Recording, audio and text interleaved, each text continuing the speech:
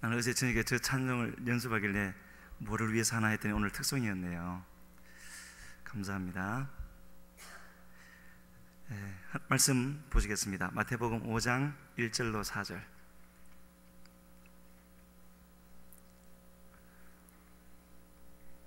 지난 수요일에 이어서 팔복 두 번째 시간 나누도록 하겠습니다.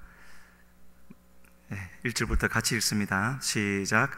예수께서 무리를 보시고 산에 올라가 앉으시니 제자들이 나온지라. 입을 열어 가르쳐 이르시되 심령이 가난한 자는 복이 있나니 천국이 그들의 것이며 애통하는 자는 복이 있나니 그들이 위로를 받을 것이며. 아멘. 며칠 전에 인터넷에 난 기사를 보니까 중산층에 대해서 어떤 설문조사를 한 결과를 발표한 거 봤는데, 이 정도는 돼야 나는 중산층이라고 할 수가 있다 한 기준을 몇 가지 말을 했어요. 그 첫 번째가 한 달 수입은 515만 원이 돼야 된대요. 515만 원 버는 분 있습니까? 그리고 집이 35평이 돼야 되고 차는 3000cc 정도 되는 차가 있어야 이제 자기가 중산층이래요. 그래서 제가 저를 한번 가만히 봤더니 저는 35평 정도가 아니라 6층짜리 건물이 제 집입니다. 차도 리무진급 길이가 한 서너 대 있어요. 카페도 있고요, 또 강당도 있고 전용 운동장, 주차장까지. 이만하면 저는 중산층 넘겠죠. 왜 사람들이 이런 기준을 정해놓고 나는 중산층이다, 또 아니다 이렇게 하겠습니까?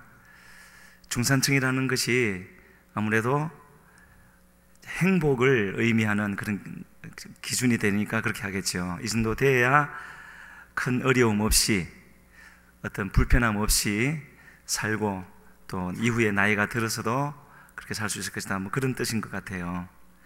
그래서 사람은 누구든지 행복을 추구하고 있고, 그것이 세상에서는 가장 큰 그런 살아가는 이유이고 목적이기도 하고, 그래서 이제 남의 것을 빼앗기도 하고 이제 그렇게 하죠. 그런데 오늘 성경의 본문을 읽으신 말씀을 보게 되어지면은 그런 거하고는 전혀 관계없는 그런 말씀을 하고 있습니다. 3절에서는 복이 있는 사람에 대해 첫 번째 조건으로 심령이 가난해야 될 것을 말씀하고 있고, 그것은 지난 수요일에 나누었고, 오늘은 또 복이 있는 사람은 애통해야 된대요. 애통이라는 말이 무슨 말인지 아시죠? 슬플 애자에 고통스러울 통자잖아요. 통증. 슬프고 아픈 것, 그게 애통인데, 그렇게 해야 복이 있다라고 말을 하고 있습니다. 성경이 이렇게 말을 하니까 누가 믿으려 할까요? 이 말 자체로 보면은 믿으려고 하는 사람이 없는데, 그렇기 때문에 심령이 가난한 것, 그리고 애통하는 것, 이것은요 바로 성도를 성도되게 하는 그런 구별점이 되어지는 겁니다.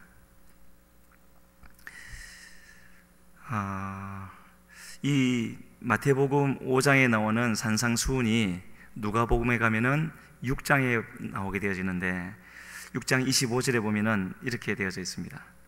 같은 말씀인데 좀 다르게 표현을 해놨어요. 같이 읽습니다. 화 있을진저 너희 지금 배부른 자여 너희는 줄이리로다.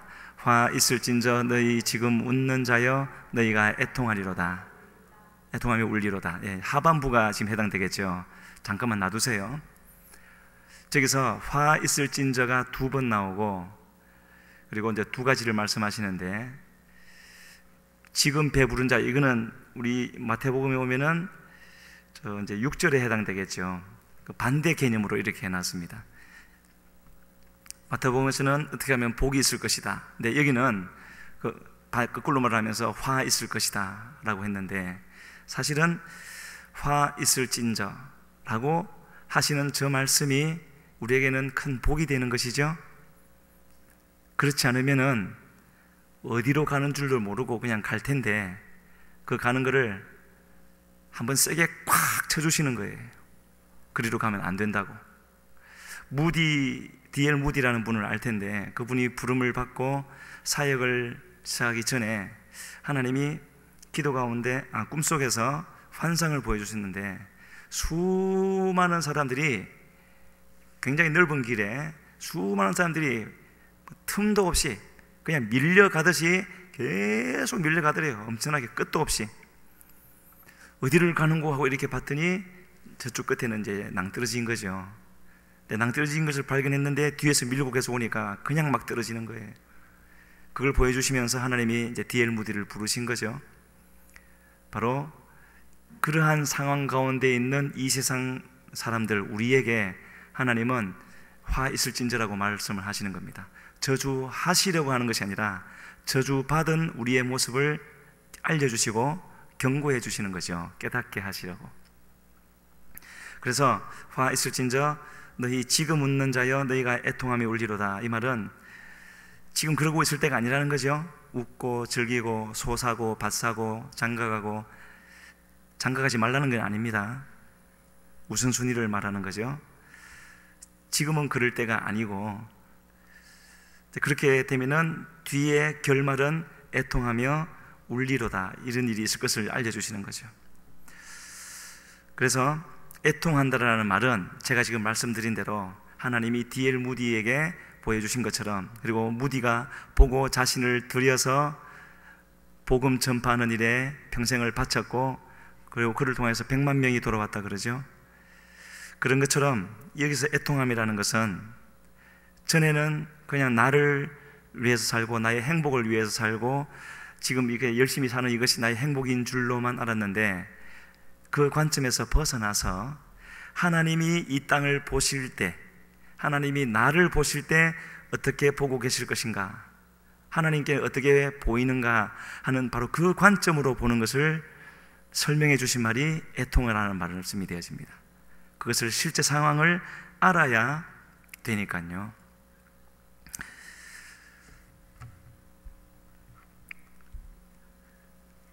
찬양을 하면서도 다시 한번 마음에 이제 생각을 하게 되어지고 또 기도하게 되어졌던 것이 있는데, 여기서 하나님이 애통하라고 하시는 것은 그냥 하신 말씀이 아니죠. 하나님은 그렇게 만들지 않으셨지만 모든 것이 다 구비되고 부족함이 없는 세상을 만드셨지만, 그렇게 좋은, 얼마나 좋았을까요? 에덴 동산에는요, 그때는요 이 지구를 윗물과 아랫물이 있었다 그랬죠. 노아 홍수 이전에는. 그래서 물이 이렇게 지구를 둘러싸고 있어서 햇빛이 들어오는데 자외선은 다 차단되고 은은하게, 그렇게 최적의 조건으로 했기 때문에 인간의 수명도 그렇게 길었던 것이고, 뭐 피부가 타고 선크림 바를 필요도 없고, 그런, 말하자면 그런 데였다 그래요. 얼마나 좋았을까요? 그렇게 아름답게 만드신 그런 세상이었는데, 그 세상을 한 방에 다 날려버린 것이 있습니다. 또 우리가 신앙생활 하면서도 오랫동안 수년, 수십 년 힘쓰고 애써서 아름답게 갖고 온 그런 것들이 한 방에 다 날아갈 수가 있습니다. 그게 바로 죄라는 것이지요. 죄는요 얼마나 무서운 것인지 모릅니다. 그래서 하나님은 그 죄를 보고 계시는 것이고, 그 죄의 위력, 하나님 자신도 그 죄를, 하나님이 죄보다 못하신 분이라서가 아니라 예수 하나님의 공의라고 찬양했죠. 하나님은 공의의 분이시기 때문에 있는 죄를 그냥 없는 것 같이 할 수가 없는 것이죠. 반드시 값을 치러야 되는데, 그것은 생명으로 값을 치러야 되는 것이고, 또 죄 없는 분이 치러야 되기 때문에 하나님이신 자신이 오셔서 값을 치르신, 그리고 구원의 길을 열어놓으신 그분이 지금 우리를 향하여서 말씀하시는 겁니다. 죄 짓지 말으라고, 그리고 우리에게 있는 죄를 애통하라고. 왜 애통해야 되죠? 우리 자신을 깨달으라는 겁니다. 우리가 어떤 상태에 있는지, 이대로 가면 어떻게 되는지를 깨닫고 하나님이 죄를 미워하시듯이, 하나님이 죄와 함께 할 수 없듯이 우리도 그와 같이 되기를 원하는 것이고, 그렇게 주님의 마음을 가지고 주님의 눈을 가지고 할 때에 우리의 죄를 사해 주신 예수 그리스도가 우리의 주가 되어 주시고 또 성령으로 함께 해 주셔서 우리를 인도해 주시겠다라는 것이죠. 반드시 구원하시려는 그 주님의 하시는 말씀이 바로 애통하라는 말씀이 되어집니다. 그래서 세례 요한도 와서 그가 단 6개월 사역을 했지 않습니까? 30년 준비해서 6개월 사역을 할 그때에도, 또 예수님도 30년 준비해서 3년여 동안 사역을 하시면서 두 분이 공통적으로 가장 먼저 하신 말씀은 회개하라였습니다. 돌이키라는 거죠. 그대로 가면 안 되는 거예요. 교회에 나오라는 말이 아닙니다. 교회 와야 되지만 교회 오는 것이 회개가 아니죠. 애통하는 마음이 있어야 되는 겁니다. 죄에 대해서. 우리는 이 죄에 대해서 너무 쉽게 생각하면 안 되고요, 주님 잘못했습니다 했다고 되는 것이 아니고요, 이거는 우리의 영이 거듭나는 것과 관련되는 것이고, 중생한다라는 것, 그리고 거듭났으면 반드시 거듭났다 하고 너는 거듭났다, 나는 거듭났다 이렇게 끝나는 것이 아니라, 바로 거듭났다라는 것은 창세기 2장에서 하나님의 형상대로 창조되어진 그 모습으로 돌아가는 것이기 때문에 그 중생하고 거듭난 것으로 끝나지 않고 반드시 그 뒤에 생명의 역사가 뒤따르게 되어져 있는 겁니다. 성령이 임하시고 우리가 변화되어서 가고, 변화되어진 우리를 통하여서 주님이 함께 하시면서 역사하시고, 그리고 다른 사람들이 주님께로 돌아오고, 그 일이 되는 것이죠. 그 일을 이루시기 위해서 하나님은 여기서 우리에게 애통할 것을 간절히 우리에게 권유하고 계십니다. 그리고 이 애통하는 자는 복이 있나니, 이 말씀을 하시기 위해서 하나님은 그냥 하신 것이 아니라 이미 알고 있는 것처럼, 아까도 말씀드린 것처럼 하나님은 이미 생명으로 값을 치르시고 나서 이 말씀을 할 수가 있는 겁니다. 인류 역사가 창세기 3장에서 범죄한 이후로 그때 바로 끝나고 다 멸망되고 없어져야 되는데, 지금까지도 진행되어져 올 수 있었던 것은 이처럼 값을 기꺼이 지불하시고 구원하시려는, 지금도 함께 하시면서 애통하라는 말씀을 우리에게 주시면서 우리를 반드시 구원하시려고 하는 하나님, 그분이 계시기 때문에 지금 이 자리도 가능한 것이고, 또 앞으로도 구원받는 사람이 있을 수가 있는 것입니다. 이처럼 성경은요, 하나님이 선포하셔서 이 세상을 창조하신 그 말씀, 또 예수님도 오셔서 입을 열어 가르쳤었던 그 말씀, 그리고 지금도 성령으로 함께 하셔서 사람들의 마음을 감동시켜서 기록하게 하시는, 물론 성경은 이미 기록되어져 있지만 그렇게 기록되어진 그 모든 세 분의 말씀이 성경이라는 것을 우리가 생각한다면, 그리고 이 성경은 오로지 우리의 구원을 위하여서 주어진 하나님의 그런 말씀이라는 것을 우리가 생각한다면, 여기서 말하고 있는 심령이 가난해지고 애통하고 하는 이 말씀에 대해서 우리는 그에 합당한 반응을 보이면서 나가야 되는 겁니다.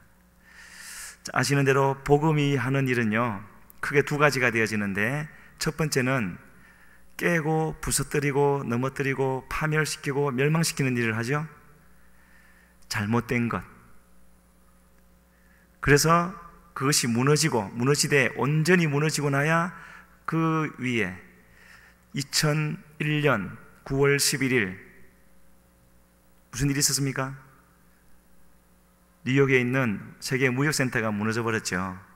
그래서 그거를 다 드러내고 그 완전히 평평한 땅이 되어졌을 때 그곳을 제로 베이스, 아무것도 없는, 그래서 고층 건물 다시 세우지 않고 뭐 기념할 만한 그릇을 했는데, 완전히 우리의 심령은요 제로 베이스가 되어야 되는 겁니다. 조금 남겨두는 것이 아니라 그렇게 되어질 때에 바로 다시 새롭게 건설하는 일이 시작되어지는데, 하나님이 새 언약을 말씀하셨던, 새 언약의 역사를 맡겨주셨던 예레미야에게 하신 말씀을 보면은 그 말씀이 잘 나와 있습니다. 예레미야 1장 10절 말씀인데요, 같이 읽습니다. 보라, 내가 오늘 너를 여러 나라와 여러 왕국 위에 세워 내가 그것들을 뽑고 파괴하며 파멸하고 넘어뜨리며 건설하고 심게 하였느니라. 딱 그렇게 되어져 있죠. 여러 나라와 여러 왕국 위에 세우셨는데 먼저 하는 일은 뽑고 파괴하고 파멸하고 넘어뜨리는 거래요. 건물을 말하는 게 아닙니다. 심령을 말하는 거죠. 그렇게 되어지면, 그렇게 되어진, 말하자면 애통하여서 그렇게 다 드러낸 그런 사람들에게 건설하고 심게 하는 일을 하나님이 이루어 주실 것이다. 그 말씀을 하고 있습니다. 바로 이러한 이유로 복음이 하는, 하나님의 말씀이 하는 이 일이 이렇게 두 가지가 되어지기 때문에 하나님의 선포하시는 말씀, 또 복음 전파하는 그 말씀들이 이와 같이 회개하라, 화 있을진저 하는 이런 부정적인 말로 시작할 수 있는 이유가 되어지는 겁니다. 시작되어져야 되는 것이죠. 우리의 전도함도 그렇게 돼야 되는 것입니다. 처음 접근할 때는 방법이 있을 수가 있겠지만 반드시 그 복음 제시에 앞서서는 내가, 당신이 죄인이다 하는 것을 말을 해줘야 되는 것이고, 그것이 받아들여질 때에 비로소 주님이 구주가 될 수 있는 것이고 주님이 이루어 놓으신 그 구원의 길을 걸어갈 수가 있는 거죠. 안 그러면은 복 안 주면은 안 믿겠다 하는 그 정도 신앙밖에 안 되는 겁니다. 그래서 이 율법이라는 것을 하나님은 이제 성경의 기록상으로 놓고 볼 때에, 성경에 기록되어진 연대를 쭉 계산하면은 구약에 해당되는 기간이 한 4,000년 되어지는데, 범죄 후에 한 2,500년이 흐르고 나서 바로 그때가 출애굽했던 때지요. 거기서 이 말씀, 율법을 허락해 주셨는데, 왜 구원받은, 출애굽시킨 그들에게 다시 이 율법을 주셨겠습니까? 율법의 목적이 뭐라고 바울 사도가 말을 하고 있죠? 율법을 주신 이유는 저주하고 정죄하기 위함이 아니라, 물론 그렇게 시작되겠지만은요, 우리의 죄를 깨닫게 하기 위해서 주시는 겁니다. 죄를 깨달아야, 그리고 나서 자신의 그 어쩔 수 없게 되어진 상태를 알게 되어질 때에, 그 상태에서 주님을 바라보고 기도하게 되어지면 기다리고 계셨던 주님이 마침내 성령으로 역사해 주셔서 도와주실 것이기 때문에, 그렇게 우리의 죄인됨을 깨닫게 하기 위해서 주신 것이 바로 이 말씀인 것이고 율법인 것이고, 바로 그 말씀 속에 여기에 신약에 와서는 애통하라는 말씀도 포함되어져 있는 겁니다. 그래서 이 애통하라는 말씀은 하나님께서 우리에게 주시려고 예비해 놓으신 그 은혜를 받을 수 있는, 그 은혜로 나아가는 길이 되어지는 것이고 받을 수 있는 방법이 되어진다라고 말을 할 수가 있습니다. 베드로의 예를 든다면은, 베드로가 주님, 참 베드로는 그야말로 하나님의 주권으로 크신 은혜를 받았는데, 가장 먼저는 요한복음 1장에 보게 되어지면은 자기의 동생 안드레가 주님을 먼저 만나고 그에게 이끌려서 예수님께로 갔습니다. 오는 그에게 주님은 앞뒤 말씀도 없이 바로 이름을 바꾸어 주셨죠. 그때까지는 시몬이었는데 베드로, 게바로 이제 바꾸어 주셨고, 그런 이름을 바꿔 주시는 야곱은 그 이름 한번 바꾸기 위해서 얼마나 기도하고 20년 동안이나 훈련을 받고 했는데도 베드로는 그냥 그걸 받아 놓으니까 별로 감동이 없었어요. 그래서 그 말만 두고 떠나갔는데, 누가복음 5장에 오게 되어지면은 예수님은 다시 그를 찾아오셔서 아무것도 못 잡은 이 두 배가 있었는데, 바로 베드로의 배가 있었고 야고보, 요한의 배가 있었는데, 그날의 주인공은 베드로였죠. 베드로의 배를 빌려서 베드로를 하여금 일을 못하게 막아 놓으시고, 그리고 사람들에게 설교하셨지만 집중적으로 이제 베드로에게 하시는 말씀이죠. 그리고 나서 깊은 데를 가서 그물을 내려라. 굉장히 그물이 찢어질 정도로 잡힌 모습을 보면서 아무도 그렇게 하지 않는데 한 사람이 뭔가를 깨달았어요. 자기가 죄인인 것을 깨달았죠. 하나님이 기적을 베풀어 주신 이유는 물론 우리의 문제를 해결하고 그렇게 하는 것이지만요, 그 하나님의 영광 앞에 비춰진 자기의 모습을 깨달아 알으라는 겁니다. 그것이 바로 이제 우리의 구원의 시작이 되어지는 거죠. 그래서 베드로는 그 하나님의 비춰주신 빛 앞에 자신의 모습을 발견하고는 물고기에는 전혀 관심을 두지 않고 주님 발 앞에 엎드려서 이렇게 고백을 하지 않습니까? 주님, 나를 떠나소서, 나는 죄인입니다. 아까 이름을 바꿔주실 때는 아무런 반응도 없더니 비로소 이렇게 나는 죄인이고 나를 떠나시옵소서 라고 말을 할 때에 그때 주님이 뭐라고 말씀하십니까? 두려워하지 말라, 내가 너를 살아 낚는 어부가 되게 할 것이다 했더니 배도 물고기도 버려두고 주님을 따라갔죠. 이처럼 하나님은 우리를 구원하시려고 오셨고 구원을 이루어 주실 텐데 이런 순서가 있는 겁니다. 주님을 알지도 못하고 주님이 누구신지도 모르고 주님이 나를 위해 해주신 일도 모르고 그 일에 대해서 감사하지도 않고 더더욱 내가 누구인가, 주님이 왜 필요하고 주님이 하신 그 일이 나와 무슨 상관이 있는가 하는 것도 깨닫지 못하는 사람에게 또 무조건 구원을 베풀어 주시는 분은 아니라는 것을 우리는 분명히 알아야 됩니다. 그래서 주님은 어떻게 해서든지 우리로 하여금 구원을 받게 하시려고 이렇게 찾아오셔서 말씀해 주시고 깨닫게 해주시고, 구원을 받은 후에는 더 이상 내가 죄인인 것을 생각도 안 해도 되고 다 벗어버릴 수 있겠습니까? 그렇게 해야 하는 것이 올바른 믿음이고 더 좋은 믿음이겠습니까? 물론 우리는 더 이상 율법 아래에 매이지 아니하였고 더 이상 죄와 이전에 내가 지었던 죄와 나는 상관이 없는 주님이 용서해 주셨으니까 그러한 자리에 있는 것이고, 그래서 죄에서 자유해야 되겠지만, 그러나 바울 사도는 시간이 지날수록 주님을 더 알아갈수록 더 진한 고백을 하는데 이렇게 고백을 합니다. 처음에는 그냥 자기가 죄인이라고만 그렇게 했지만은요, 시간이 많이 흘러서 2차 선교여행, 3차 선교여행을 하는 바로 그때 표현을 보면은 로마서에 자신을 두고 곤고한 자라고, 이 사망의 몸에서 건져낼 자가 누가 있느냐고, 어떻게 벗어날 수 있겠냐고 그렇게 말을 하지 않습니까? 그리고 그의 순교하기 직전에 가면은 마지막에 썼던 디모데서에 보게 되시면은 자기를 가리켜서 죄인 중에 괴수라고 하면서 계속해서 자기는 더 큰 죄인, 더 악한 죄인이라는 것을 고백을 하고 있습니다. 왜 그렇죠? 죄의식에 사로잡혀서 그렇습니까? 자신에게 주신 주님의 그 은혜가 얼마나 크고 얼마나 귀한 것인가 하는 것을 시간이 갈수록 더욱더 깨닫기 때문에 그 은혜에 감사하는 마음을 그렇게 표현하는 것이고, 그렇게 자기를 더욱더 분명히 알아가는 그것이 믿음의 폭이 넓어지는 것이고 흔들리지 않는 믿음이 되는 것이고, 그래서 더욱더 주님만을 의지할 수 있는 그런 사람이 되는 것이라는 것을 볼 수가 있습니다. 그래서 우리는 항상 주님 앞에서 이런 것을 구하면서 나가는 우리가 되어야 되겠지요. 나를 알게 하시옵소서, 그리고 주님을 알게 하시옵소서. 나만 알고 끝나면은 그건 절망으로 끝나버리는 겁니다.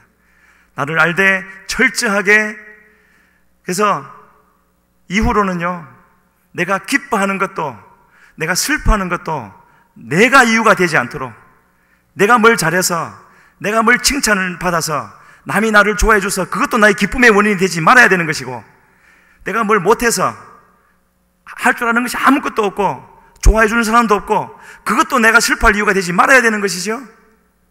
그 정도까지 내려갔을 때에, 그래서 거기에서 눈을 들어서 주님을 바라보고 모든 것을 주님을 모셔드리게 되어질 때에 그 믿음 위에 서게 되어지면은 흔들리지 않는, 오직 주님으로만 기뻐하고 주님으로만 즐거워하고, 또 주님이 애통하라 하면은 애통할 수가 있게 되어지고, 주님이 죄를 지적하면은 그게 왜 그렇습니까 하지 않고 주님 말씀이기 때문에 그대로 회개하게 되어지는, 바로 주님께 붙잡힌 바 되어진 그런 삶을 우리가 살아갈 수가 있습니다. 그것이 바로 그런 의미에서 그렇게 우리가 되어지기를 바라해서 주님은 오늘도 우리에게 애통하라, 주님 나 회개했는데요, 물론 회개했지만은요 항상 우리는 자신을 돌아보아야 되지요. 내가 일러준 말로 너희가 깨끗하여졌으나, 온몸이 깨끗하여졌으나, 그러나 발을 씻어주신 주님이십니다. 베드로가 씻지 못할 것이라고 했을 때 내가 너를 씻어주지 않으면 너와 내가 상관이 없을 것이라고, 그런 회개를 계속 하면서 가는 우리가 되어야 되는 것이고요. 이처럼 나는 나의 기쁨의 이유도 되지 않고 슬픔의 이유도 되지 않고 주님만 나의 기쁨과 슬픔의 이유가 되어지는, 그것이 바로 내가 나를 부인하는 것이 되는 것이고 내 안에 주님이 사시는 그 말씀의 의미가 아니겠습니까? 그렇게 되기를 주님께서는 바라시는 것이고요, 우리는 로마서 7장에만 머물지 말고 로마서 8장으로 건너가서 생명의 성령의 법이 우리를 지배하시고 이끌어 가실 수 있는 그런 우리가 되어야 될 줄로 믿습니다. 한 가지 꼭 말씀드리고 싶은 것은요, 내가 예수님을 믿고 구원을 받았고 생명의 성령의 법 아래 살아가는데 지금 내 마음에 있는 이 무거움과 이 답답함과 이 어찌할 수 없음은 어찌 된 건가? 내가 구원을 못 받은 것인가? 주님이 나와 함께 하시다 떠나신 것인가? 그렇게 생각하시는 분이 있다면요, 바울 사도의 고백을 우리는 살펴봐야 되는 겁니다. 바울 사도만큼 분명하게 확실하게 큰 구원을 이룬 분이 또 어디 있겠습니까? 하지만 그가 고백했던 말을 보면은 우리가 구원을 받았지만 성령이 함께 하시지만 주님이 나를 이끌고 계시지만 육신에 가는 동안에는, 이 죄악된 세상에 살 동안에는 우리의 상태가 어떠할 것인가 하는 것을 우리에게 보여주고 계시고 우리는 알 수가 있습니다. 로마서 8장, 생명의 성령의 법으로 시작했던 로마서 8장 23절에 보면 이렇게 나와 있습니다. 같이 읽습니다. 그뿐 아니라 또한 우리 곧 성령의 처음 익은 열매를 받은 우리까지도 속으로 탄식하여 양자될 것 곧 우리 몸의 속량을 기다리느니라. 여기서 우리라는 것은 바울 사도를 포함한 그 당시의 사람들이지요. 성령의 처음 익은 열매, 저 의미를 지금 따지지는 말고요, 그러한 우리까지도, 말하자면 신앙의 가장 앞선 사람이라고 할 수 있는 우리까지도 속으로 탄식한대요. 그러면서 양자될 것, 우리 몸에 속량될 것을 기다리느니라.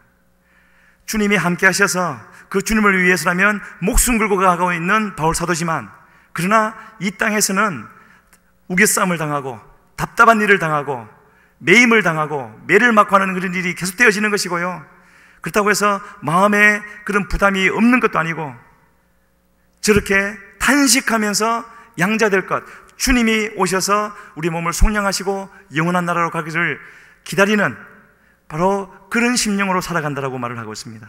고린도 후서 5장 2절에도 같은 말씀을 하고 있지요. 있습니다. 참으로 우리가 여기서 탄식하며 하늘로부터 오는 우리 처소로 덧입기를 간절히 사모하노라. 여기서도 탄식한다 그랬죠. 하늘로부터 오는 우리 처소를 덧입기를, 주님이 가시면서 내가 너희를 위하여 처소를 예비하러 가노라. 그 처소를 덧입기를, 그곳으로 가서 덧입기를 간절히 사모한대요. 이 땅에서 아무 문제가 없고 편안하고 염려 없으면은 거기 가기를 사모하겠습니까? 안 그렇겠죠. 우리의 모습이 이러한 것이고, 그러하다 할지라도 탄식할 수밖에 없고 염려할 수밖에 없는 그러한 모습이라 할지라도 그것이 결코 하나님의 구원이 잘못된 것이 아니고 주님이 나와 함께 하시지 않는 이유도 아니고, 바로 그것이 이 죄가 얼마나 무서운 것이고 이 죄가 이 땅에서 하는 일이 어떠한 것인가 하는 것을 우리에게 알게 하시는 것이라는 것 잊지 말고, 참으로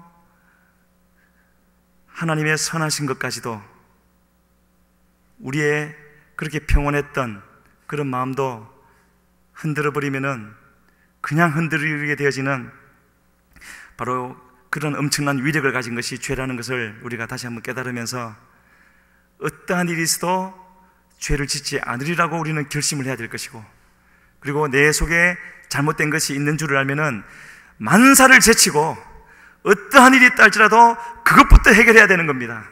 내 자존심도 그 앞에는 설 수 없는 것이고 남의 눈도 그 앞에는 설 수 없는 것이고 주님이 우리의 가장 중요한 분이 아니겠습니까? 바로 그러한 믿음이 우리에게 있다면은 오늘 주님이 말씀하시는 대로 우리는 애통한 심령, 애통한 마음이 없습니까? 기도해야지요.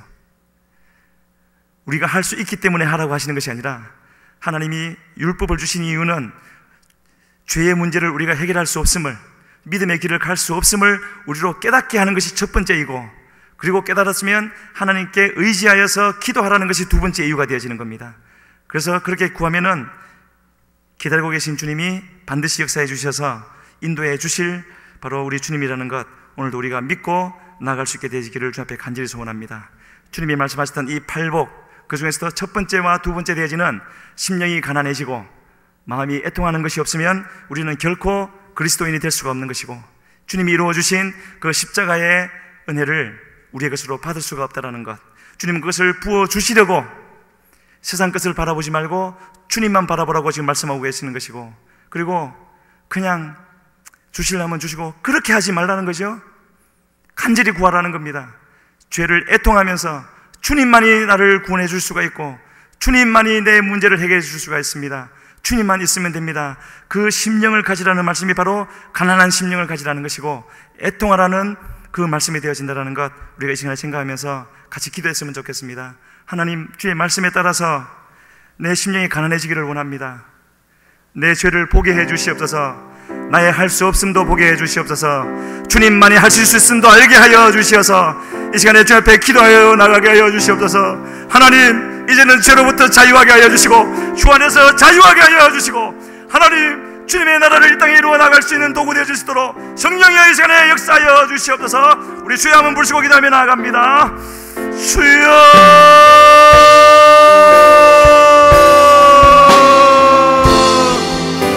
아버지여,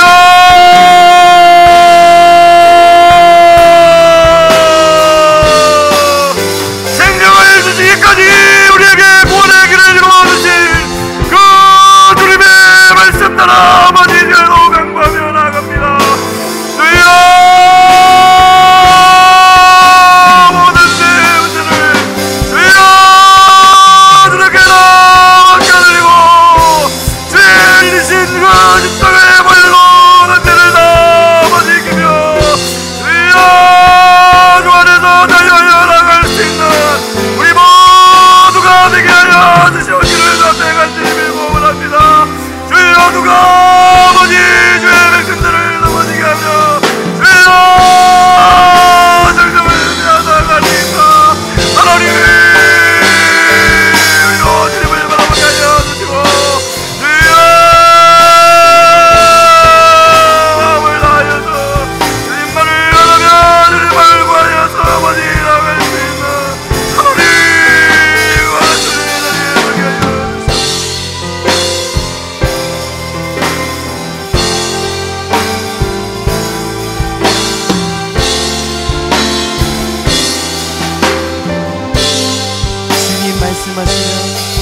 주님 말씀하시면 내가 나가리다.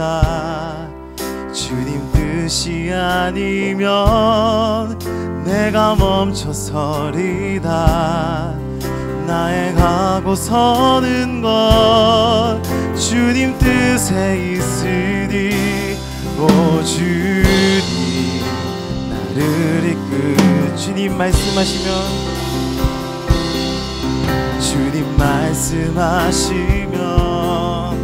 내가 나가리다. 주님 뜻이 아니면 내가 멈춰서리다. 나의 가고 서는 것 주님 뜻에 있으니, 오 주님 나를 이끄소서. 뜻하신 그곳에 나 있기 원합니다. 이끄시는 대로 순종하며 살리니, 연약한 내 영혼 통하여 일하소서. 주님 나라와 그 뜻을, 뜻하신 그곳에 나 있기 원합니다. 뜻하신 그곳에 나 있기 원합니다.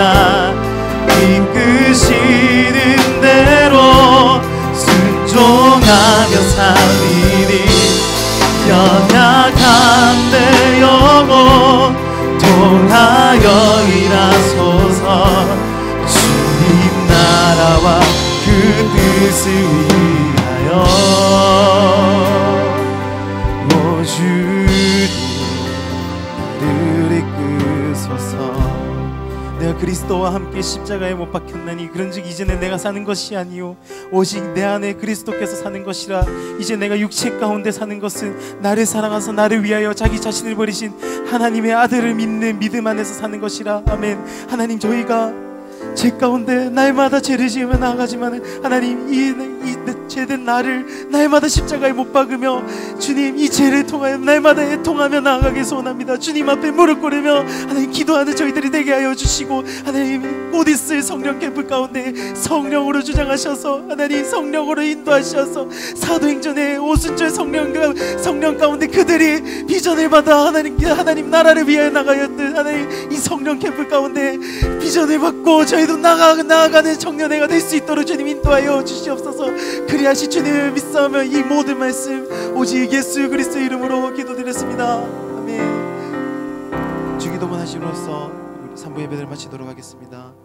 하늘에 계신 우리 아버지여, 이름이 거룩히 여김을 받으시오며 나라의 임하옵시며 뜻이 하늘에서 이룬 것 같이 땅에서도 이루어지이다. 오늘날 우리에게 일용할 양식을 주옵시고 우리가 우리에게 죄 지은 자를 사하여 준 것 같이 우리 죄를 사하여 주옵시고 우리를 시험에 들게 하지 마옵시며 다만 악에서 구하옵소서. 대개 나라와 권세와 영광이 아버지께 영원히 있사옵나이다.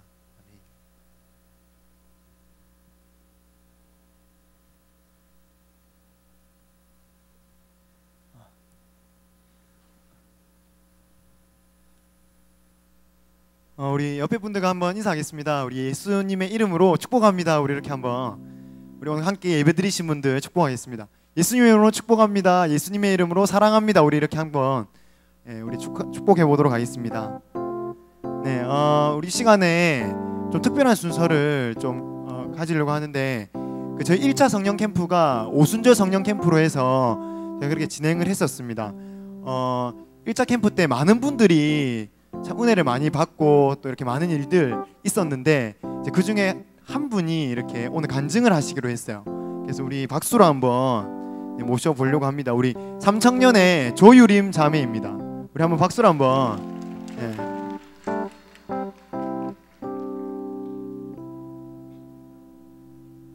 안녕하세요. 삼청년 조유림입니다. 제가 말을 잘 못하긴 하지만 써온 거 그대로 읽겠습니다. 하나님을 알기 전에 저는 마음속에 불안감과 걱정으로 차있던 사람이었습니다. 나는 어떠한 사람이고 무엇을 위해 살고 있는지 고민하던 찰나에 친한 친구의 소개로 교회에 나가게 되었습니다. 처음에는 눈에 보이지 않는 무언가에 기도하고 찬양하는 모습이 너무 이상하고 무섭게 느껴졌습니다. 목사님의 말씀도 이해가지 않는 부분이 너무 많아서 아프다는 핑계로 교회도 잘 나가지 않았습니다. 그렇게 지내던 중에 저에게 갑자기 여러 가지 힘든 일이 생겼습니다. 오른팔에 있는 혹이 암으로 발전할 수 있다는 의사 선생님의 말씀에 급하게 수술을 하게 되었고, 수술 후유증으로 오른손 4번째, 5번째 손가락 신경인 척골신경 마비 진단을 받았습니다. 간호사가 꾸민 저에게 신경마비는 치명적이었고 매번 간호 실습을 하며 한계에 부딪히는 내 모습에 좌절하고 실망하며 하나님이 살아계신다면 내 손 좀 회복시켜 달라고 투정 부리고 원망하였습니다. 얼마 안 있어서 할머니께서도 갑자기 쓰러지시고 췌장암 진단을 받으신 지 채 3개월이 지나지 않아 돌아가셨습니다. 무섭게도 몇 달 후 삼촌도 같은 췌장암으로 할머니를 따라가셨습니다. 사랑하는 사람들의 갑작스러운 죽음과 신체적인 문제 속에서 나는 아무것도 할 수 없구나 하는 허망함에 나쁜 생각으로 가득 차 술도 마시고 하나님을 더욱 멀리하게 되었습니다. 결국 휴학서를 내고 집에서 쉬는 동안에 문득 그래도 교회에 다시 나가고 싶다는 마음이 들었습니다. 마침 저를 붙잡아준 친구의 소개로 저희 교회에 다시 나오게 되었고, 작년과는 다르게 주님을 만나고 싶다라는 간절함이 생겼습니다. 그런 간절한 마음으로 성령 캠프에 참여하게 되었고, 그곳에서 주님께서 나의 죄를 깨닫게 해주시고 십자가의 사랑을 깨닫게 해주셨습니다. 기도하는 내내 멀게만 느껴졌던 하나님이 지금 내 기도를 들으시고 함께 하신다는 확신이 생겼고, 마음속의 의심이 눈 녹듯이 사라졌습니다. 살면서 한 번도 느껴보지 못한 평안과 행복함에 엉엉 울면서 주님께 감사하다고 고백했습니다. 지금 저는 너무 행복하고 아침에 눈을 뜰 때도 밥을 먹을 때도 무슨 일을 하던 하나님이 함께 하시기에 모든 순간이 감사합니다. 지금 이제부터 제 삶을 인도해 주실 주님 앞에서 모든 일에 감사하고 인도해 주시는 모든 삶이 감사하다는 걸 느끼면서 저는 정말 부족한 사람인데 주님이 저를 써주시고 저를 또 인도해 주심이 얼마나 감사한지 요새 정말 행복함에 살고 있습니다.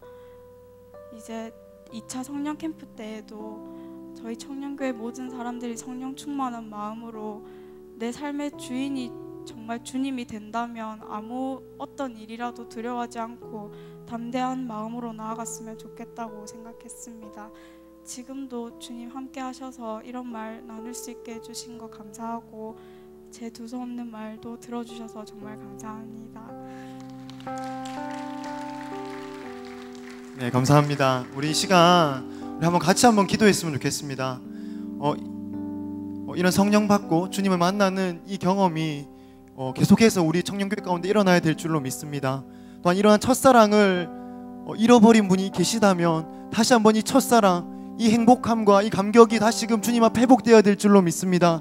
우리 시간 다시 한번 주여 한번 하시고 우리 간절한 마음으로 주님이 2차 성령 캠프 주님 올 수 없는 환경이라면 주님 환경 열어주시옵소서. 주님 아버지 올 수 있는 환경이라면 주님 와서 주님을 만나게 해주십시오. 다시 한번 성령으로 충만케 하여 주시옵소서. 첫사랑을 회복하게 하여 주시옵소서. 우리 주여 한번 하시고 우리 간절히 기도하며 나가겠습니다. 주여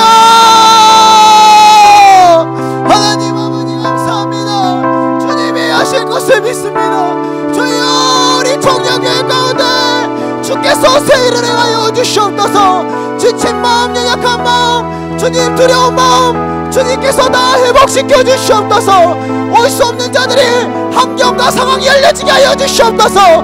마음의 문이 열려지게 하여 주시옵소서. 주님을 만나게 하여 주시옵소서. 다시 한번 첫사랑 회복되게 하여 주시옵소서. 성령의 충만함을 받게 하여 주시옵소서. 주여 우리 청년교회 가운데 다시 한번 세일을 행하여 주시옵소서. 주님께서 인도하여 주시옵소서. 주님께서 역사하여 주시옵소서. 아버님께서 역사하여 주시옵소서. 주님 아버지께서 역사하여 주시옵소서. 우리 모두 심령마다 주님 새로워진 은혜가 있게 하여 주시옵소서. 주님 아버지 감사합니다. 주님이 하실 것을 믿습니다. 주님 우리 가운데 사도행정적인 성령의 원색적인 역사가 주님 우리 청년교회 가운데 다시 한번 일어나게 하여 주시옵소서.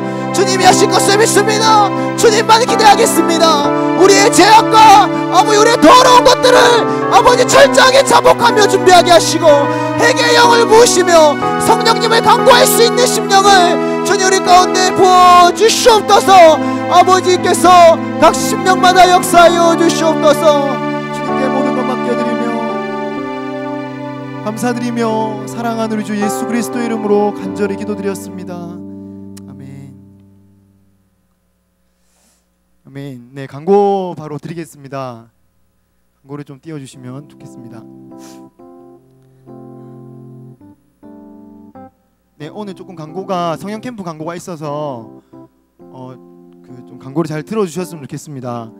네, 첫 번째 우리 성령 캠프 사도행전 성령 캠프 네, 지금 진행 중에 있는데 네, 장소는 저희 기적의 수양관 장산 수양관에서 1박 3일 동안 이렇게 진행이 되고요. 이제 다가오는 목금토 이렇게 3일 동안 저희가 특별히 산상 집회로 이렇게 드려지게 되었습니다. 저희를 위해서 세 분의 강사한 목사님이 세워졌는데 첫 번째 날은 김문우 목사님 포도원교회, 그리고 두 번째 금요일 날은 정경철 담임 목사님, 그리고 토요일은 저희 청년교회 담당 목사님 김병우 목사님께서 집회를 인도해 주시겠습니다. 네, 토요일은 저희가 또 하루 종일 이렇게 프로그램을 가지는데 보시면 오전에는 저희가 아침 큐티 식사, 경배와 찬양, 그리고 이번에는 좀 교제할 수 있는 프로그램들이 많이 있을 것 같아요. 그래서 제가 바쁘다 보니까 요새 교제를 잘 많이 못 하는데 다 이렇게 토요일 날 일찍 오셔서 금요일 날 자고 토요일 하루 종일 진행을 하니까요. 그래서 교제를 좀 이렇게 조모임 또 원투원 이렇게 많이 진행을 하려고 합니다. 그래서 또 오후에는 이제 총국 발표회, 저번 1차 때는 이제 조 발표를 했는데 정말 너무 재밌고 또 은혜스러운 그런 발표였는데 또 이번에도 기대를 합니다. 그래서 두 번째 또 경배와 찬양 조모임, 그리고 저희들 또 축복할 수 있는 그런 블레싱 타임을 좀 가지고요. 저녁에는 식사하고 집회, 찬양 예배, 그리고 이제 하산해서 내려오는 걸로 이렇게 지금 토요일 일정이 잡혀 있습니다. 네, 그리고요 차량을 좀 안내해 드려야 되는데, 저희가 차량이 목요일은 그 본교회 성도님들도 다 오세요. 이게 목요 산상 예배랑 같이 진행이 되기 때문에, 그래서 7시 첫 차가 7시, 두 번째 차가 7시 반, 그리고 8시인데 우리 청년분들은 7시 30분이 가장 사람이 많거든요. 그래서 우리 청년들은 시간 되시는 분 다 7시 차를 이용해서 먼저 올라가서 좀 앞자리 앉고 수련회니까 저희는 그래서 좀 7시 차를 가급적 다 이용을 해주셨으면 좋겠습니다. 그래서 3번 이렇게 운행이 있고요.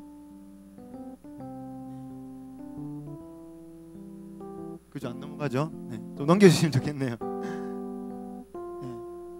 네, 금요일은 7시 30분, 그 8시 이렇게 2번 운행이 있고요, 저녁에. 그리고 제가 이제 할게요. 또 되네. 왜 이러지? 네, 토요일은 그 오후 1시, 그리고 오후 5시 밥차. 그러니까 밥을 드실 분은 5시 꼭 오셔야 돼요. 아시겠죠? 그리고 마지막에 6시 30분 차, 이렇게 3번을 운행을 하니까 가급적 이 시간을 조금 맞춰서 이용을 해주시면 더 좋을 것 같습니다. 그리고 몇 가지 기타 좀 이제 광고가 또 있는데요. 저번 주에 저희가 주일날 첫날에 이렇게 바로 신청하시는 분들은 저희가 제비 뽑아서 이렇게 선물 경품 드리겠다고 그렇게 말씀드렸는데, 그 아이스 텀블러, 여름에 이렇게 많이 이용하는 아이스 텀블러를 지금 제가 바로 뽑아서 드리도록 하겠습니다. 네, 네. 제가 지난주에 주일날 신청하신 분입니다. 네, 김하나 자매님. 네, 김하나 자매님. 네, 김하나 자매님. 안 계세요. 안 계시면 예, 다음 분을 뽑아야죠. 예. 오시나요? 예. 예, 제가 회장단도 주기로 약속을 했기 때문에 우리 축하드립니다. 예. 그래도 박수해 주세요. 축복해 주세요. 표정들이. 네. 그리고 그래서 좀 아쉽죠. 그래서 한 개 이벤트를 더 하는데요. 이번에 카톡 이벤트를 할 거예요. 어떤 거냐면 지금 저희 밴드에, 청년교회 밴드에 포스터가 올라와 있습니다. 그죠? 성령 캠프 포스터. 이거를 다운 받으셔가지고 자기 프로필, 그 카톡 프로필에다가 설정을 하셔서 캡처를 해서 보내주시면, 그래서 지금 오늘부터 해서 월, 화, 수 3일이 더 있죠. 3일 동안 이 포스터를 이렇게 카톡 프로필 사진 프사로 이렇게 설정을 해주시는 분에게 또 이 아이스 텀블러를 또 선물로 뽑아서 한번 드리도록 하겠습니다. 그래서 네, 저희 청년 회장들에게, 회장 번호를 모른다 하시는 분은 그냥 밴드에 올리셔도 돼요. 어쨌든 확인만 되면 되니까. 그래서 요 카톡 이벤트라기보다는 이제 홍보하려고 이제 더 많은 사람들이 올 수 있도록 좀 같이 이렇게 홍보에 동참해 주시고 또 경품도 받고 이렇게 하시면 좋을 것 같습니다. 네, 그리고 저희가 이제 다가오는 수요일 날 수요예배 마치고 저기 어린이집 새로 그 지은 건물 자모실에서, 카페 맞은편에 자모실에서 그 기도회를 이제 마지막으로 하려고 합니다. 그래서 많은 분들 이모님사만 오는 거 아니고 이렇게 다 오시면 됩니다. 그래서 함께 기도로 마지막 전날 밤까지 같이 준비했으면 좋겠습니다. 네, 그리고 저희가 오늘 이제 신청은 이제 밑에 많이 해놓으셨는데 오늘 접수를 할 거예요. 그래서 그 본당을 마치고 본당 앞에 가면 그 부회장님들이 접수를 받을 겁니다. 그래서 이때 이제 가셔서 그 지금 그 오시는 분들은 이렇게 또 선물이 나가요. 그래서 그 십자가 팔찌랑 소그룹 책자가 이번에는 다 이렇게 지급이 되거든요. 그래서 그거를 받으시고 또 안내문도 이제 받으셨으면 좋겠고요. 회비는 우리 직분자들이 1만 원, 그리고 우리 평회원은 5천 원인데 카드는 안 되는 거 아시죠? 그래서 일단 현금이 없으신 분은 일단 외상으로 해드릴게요. 근데 이제 캠프 오실 때 꼭 회비를 가져오시면 좋겠습니다. 그래서 오늘 나가실 때 꼭 그 접수처 가서 접수하고 그 또 책자나 이런 것들을 받아 가셨으면 좋겠습니다. 네. 그리고 두 번째 광고는요. 그 2014년 세례자가 지금 신청을 받고 있거든요. 그래서 2층 사무실로 이제 신청을 해주시면 되고, 그리고 7월 27일부터는 세례자 교육이 있다고 합니다. 그래서 그 세례를 받기를 원하시는 분은 참고하셔서 준비하시면 되겠습니다. 그리고 세 번째는 큐티책인데요. 저희가 2주 동안 지금 큐티책 배부하고 있는데 돈이 이제 납부가 안 되신 분들이 있어요. 그래서 그 납부 안 하신 분들 오늘 저기 뒤에 접수가 있어서 회비를 꼭 좀 납부를 해주셨으면 좋겠습니다. 우리 일청년 최정철 총무님에게 납부해 주시면 되겠습니다.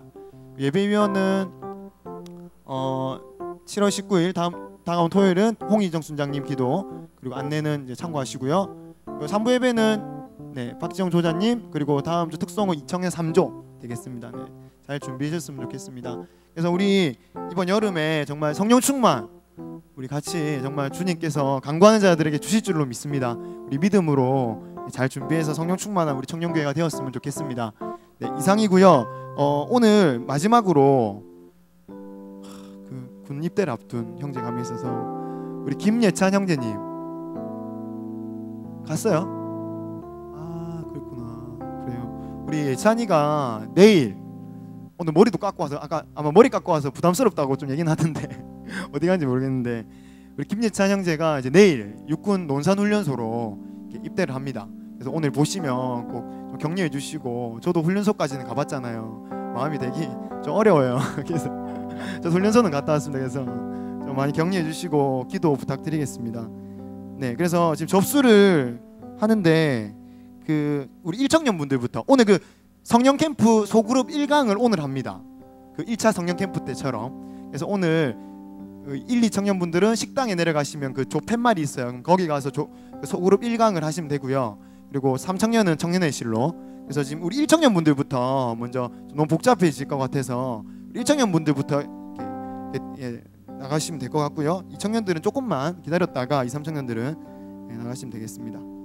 네, 우리 영광의 박수도 하나님께 돌려드립니다. 우리 1청년 분들부터 나가시